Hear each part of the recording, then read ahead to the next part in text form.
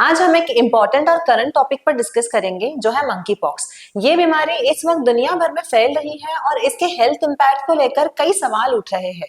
Hi, I am Radhika Gupta and you are watching Nagpur today. आज हम Midas hospital में doctor Sharad Deshmukh के साथ हैं। Doctor Deshmukh internal medicine expert और डायबिटोलॉजिस्ट है। हमें इस बीमारी की पहचान, इसे फैलने के कारण और इससे बचाव के तरीकों के बारे में बताएंगे। तो चलिए जानते हैं मंकी पॉक्स के बारे में उनकी क्या राय है। मंकी पॉक्स ये बीमारी का ओरिजिन सेंट्रल अफ्रीकन कंट्रीज में हुआ है और जहाँ पे ये बीमारी बीच बीच में फैलती है। लेकिन ये जो बीमारी है ये एक दूसरों को लगती है। एक तो हम जानवर के वो जो जानवर है कि जिसमें ये बीमारी है, जैसे मंकीज जो होते हैं वो उससे भी वो लगती है। जैसे जानवर और लोग एक कांटेक्ट में आते तो उससे वो फैलता है। और एक बार ह्यूमन बीइंग्स को ये बीमारी लग गई तो पर्सन टू पर्सन कांटेक्ट से भी ये बीमारी बढ़ती है। और यहाँ तक कि वो बढ़ सकती है कि उनकी जो टॉवेल्स है, नैपकिन्स है, उनके कपड़े हैं, चादरें हैं, इससे भी ये बीमारी फैल सकती है। तो फैलने की उसकी कैपेसिटी ये बीमारी की काफ़ी है। रहा सवाल कि ये बीमारी किस तरह से मैनिफेस्ट करती है। बहुत सारे लोगों को शुरुआत में बुखार आता है, जो वायरल फीवर जैसे बुखार रहता है, वो 6-7 दिन तक के रहता है और जिसको यूजुअली लोग पास ऑन करते हैं कि ये वायरल फीवर है। और 6-7 दिन के बाद में फिर उन लोगों को पॉक्स जैसे मार्क्स आते हैं। तो पॉक्स मार्क्स ये हम लोगों ने सबने स्मॉल पॉक्स में भी देखे हैं और चिकन पॉक्स में भी देखे। तो ये जो पॉक्स वाली जो बीमारियां होती है, जो पॉक्स वायरसेस से होती है, तो ये बीमारियां उसके साथ में छोटे छोटे बम्प्स आते हैं स्किन में, या उनको हम लोग लीजन्स बोलते हैं। और वो लीजन्स धीरे धीरे पकते हैं, बड़े होते हैं और वो 10-15 दिन तक के रहते हैं। शुरुआत में जैसे बुखार है तो उसके साथ में बहुत सारा बॉडी एक रहता है, हेड एक रहता है और पेशेंट की भूख चली जाती है, वॉमिटिंग्स वगैरह हो सकते हैं। उसके साथ में बॉडी एक है, उसका इम्पॉर्टेंट सिम्टम है। और एक बार पॉक्स मार्क्स आ गए, यानी चमड़ी पे जो निशान आ गए, तो वो और 10-15 दिन 20 दिन तक के चलते हैं और धीरे धीरे वो ड्राई अप होते हैं, जैसे चिकन पॉक्स में होता है वैसे। ऐसा उसका करीब करीब 1 महीने का ये बीमारी है। तो इस तरह से ये पेशेंट्स आते हैं। उसके जो मार्क्स रहते हैं, ये मार्क्स कभी कभी परमानेंट भी रहते हैं। So sir, is it dangerous? हाँ, डेंजरस तो है, इसलिए कि ये बीमारी में करीब करीब 10% मॉर्टेलिटी है। जो हम लोग चिकन पॉक्स में कभी देखते नहीं है कि चिकन पॉक्स के पेशेंट्स आते हैं, उसमें मॉर्टेलिटी नहीं रहती है, लोग मरते नहीं हैं।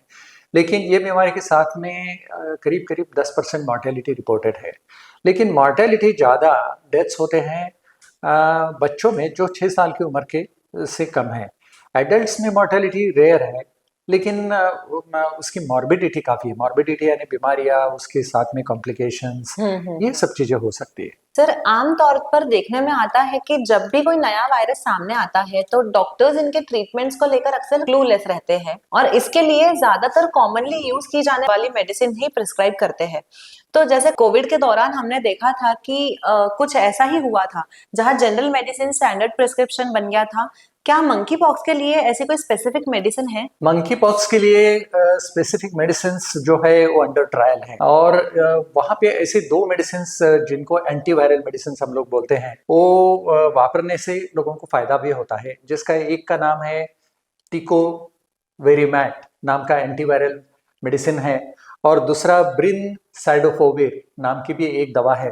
तो ये एंटीवायरल मेडिसिन करके हम लोग वापरते हैं। और ये एंटीवायरल मेडिसिन ये मंकी पॉक्स में वापरने से लोगों को फायदा होता है। उसका 14 दिन का कोर्स रहता है। तो हम लोगों के पास उसके लिए ट्रीटमेंट है। जैसे कोविड ये बीमारी ही नहीं थी तो उसके बारे में मालूम नहीं था, लेकिन मंकी पॉक्स ये बीमारी प्रचलित है, बहुत सालों से हो रही है और इसलिए उसके ऊपर कुछ एंटीवायरल मेडिसिन भी है। तो कोई ऐसी एंटीवायरस वैक्सीन है जिसे एक बार हम लोग ले ले तो ऐसे जो भी हाँ, ऐसे न्यू वायरस बॉर्न होते हैं उससे हम बच पाए? एक्चुअली क्या है कि जिन लोगों को स्मॉल पॉक्स वैक्सीन मिला है उन लोगों को मंकी पॉक्स से प्रोटेक्शन मिलता है। और अभी क्या है कि स्मॉल पॉक्स वैक्सीनेशन बंद हो गया है, लेकिन बहुत सारे हमारे एज के जो लोग हैं उन लोगों को हमारे बचपन में स्मॉल पॉक्स वैक्सीनेशन ये यूनिवर्सल था। यूनिवर्सल यानी सबको मिलता था वो। तो वो जो जनरेशन के लोग हैं वो ये बीमारी से बच सकते हैं, क्योंकि स्मॉल पॉक्स वैक्सीन और स्मॉल पॉक्स वायरस और ये वायरस करीब करीब सरीखे हैं। तो ऐसा कहा जाता है कि जिन लोगों को स्मॉल पॉक्स वैक्सीनेशन हुआ है उन लोगों को उसका प्रोटेक्शन मिलता है। तो अभी तो स्मॉल पॉक्स वैक्सीन हमें मार्केट में मिलता भी नहीं है और उसका तैयारी भी नहीं किए जाते हैं। लेकिन यदि ये बीमारी फैल गई तो फिर हमें हमारे पास वैक्सीन तैयार करना पड़ेगा। सर, इंडिया के साइमेंस जैसी कंपनी ने मंकी पॉक्स से लड़ने के लिए अपने स्वदेशी आरटी-पीसीआर टेस्टिंग किट तैयार की है।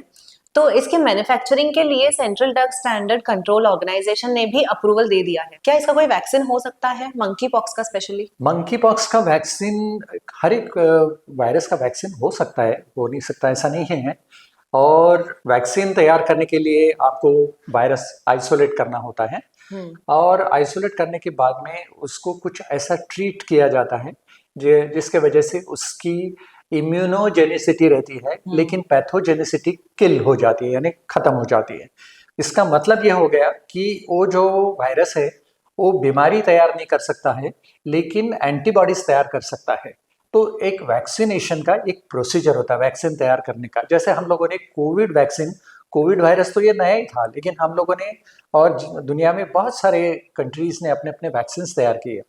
तो वैक्सीन तैयार करने का एक मेथोडोलॉजी होता है जिससे ये वायरस का वैक्सीन तैयार किया जा सकता है। लेकिन only the time will tell अस।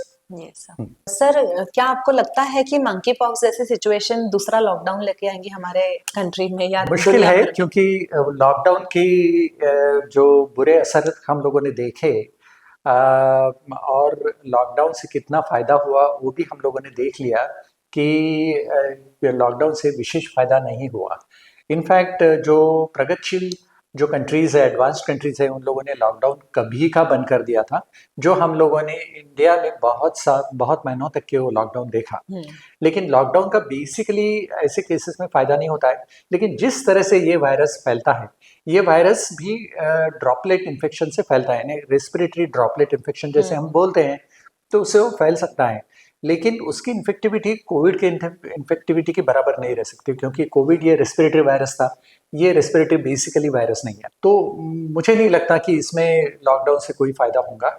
हमें पर्सन टू पर्सन कांटेक्ट जो है उसे ही रिड्यूस करना पड़ेगा। जैसे कि ये पेशेंट को पॉक्स लीजन्स है, उससे आप दूर रहिए, ठीक है, उसको आइसोलेट करिए। जैसे हमने स्मॉल पॉक्स कैसे ये किया कि जो स्मॉल पॉक्स के जो मरीज थे वो उनको आइसोलेट किया, ठीक है। So you can say it is a reverse isolation, यानी पेशेंट को आइसोलेट करो। लेकिन लॉकडाउन का मतलब सब बंद करो, रास्ते बंद करो, मार्केट बंद करो, ऐसा नहीं हो सकता। सर, अभी नागपुर में चिकनगुनिया आउटब्रेक बहुत ज्यादा हुआ था, उसके बाद हमें डेंगू काफी देखने मिलता है। तो अब स्वाइन फ्लू भी आ रहा है सामने। तो हमें यही मौसम में क्यों देखने मिलती है ये सारे इन्फेक्शंस, बीमारियां? यूजुअली क्या है कि आप जब डेंगू और चिकन पॉक्स की बात, चिकनगुनिया की बात करते हैं, तो ये जो वायरसेस फैलते हैं मॉस्किटो से, और इसका जो मॉस्किटो है ईडीज इजिप्टाई, तो सब मॉस्किटोज ये सीजन में सबसे ज्यादा रहते हैं। यदि आपने समर में देखे होंगे तो समर में मॉस्किटोज उतने नहीं रहते, विंटर में भी मॉस्किटोज की डेंसिटी कम हो जाती है, लेकिन इन दिनों में मॉस्किटोज की डेंसिटी बहुत ज़्यादा रहती है। तो मॉस्किटोज बोन, जहाँ पे मॉस्किटो वेक्टर करके काम करता है, तो मॉस्किटो बोन इन्फेक्शंस जो होते हैं वो नेचुरली वो ज़्यादा रहेंगे। जैसे चिकनगुनिया, डेंगू इसी सीजन में आता है, तो ये उसका कारण हो गया।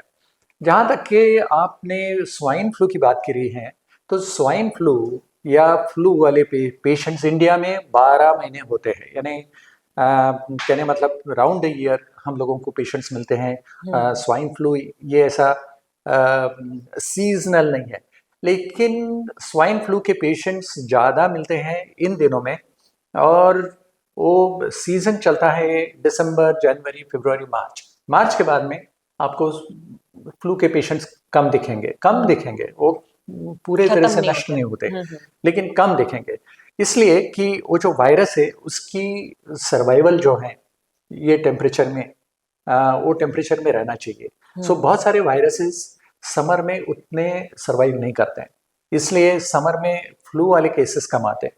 लेकिन सबसे ज़्यादा केसेस आते हैं जनवरी, फरवरी, मार्च, और ये भी एक ऐसा सीजन है जब the temperatures are conducive for viruses to spread, इसलिए वो आते हैं। सर एक जनरल मैसेज आप क्या देंगे इन सारी, आज हमने monkey pox, swine flu, chikungunya, dengue, ये सारी चीजें जो हमने बात की है, तो एक जनरल मैसेज इन सब से बचने के लिए और खुद को हेल्दी रखने के लिए। देखिए क्या है कि पर्सनल हाइजीन, कीपिंग डिस्टेंसेस यानी एक दूसरे से दूरी रखना, ये बहुत इम्पॉर्टेंट है। जैसे हम लोग क्राउडेड, एक तो इंडिया में डेंसिटी बहुत ज़्यादा है लोगों की, सो क्राउडेड प्लेसेस में जाना, जैसे सिनेमा हॉल्स हैं, मैरिजेस है, हम लोगों के यहाँ सोशलाइजेशन बहुत ज़्यादा है, इसके वजह से हम लोग एक दूसरों से मिलते हैं। और ये चीज़ें जितनी चाहिए उतनी अवॉइड करना चाहिए। और एक दूसरों से जहाँ पे बहुत ज़्यादा रश है, जहाँ पे बहुत ज़्यादा लोग जमा हैं, वहाँ पे न जाए एज फार एज पॉसिबल, तो अच्छा रहता है। सेकंड इज़ कि पर्सनल हाइजीन और जो रूटीन हाइजीन है, जैसे कि मास्क पहनना, जिन लोगों को ऑलरेडी फ्लू जैसी बीमारियां हैं उन्होंने खुद ने मास्क पहनना। और हम लोगों की कुछ ऐसी जवाबदारी होती है, कुछ हमारी रिस्पॉन्सिबिलिटी होती है कि मुझे यदि हुआ है फ्लू तो मुझसे दूसरों को नहीं होना चाहिए।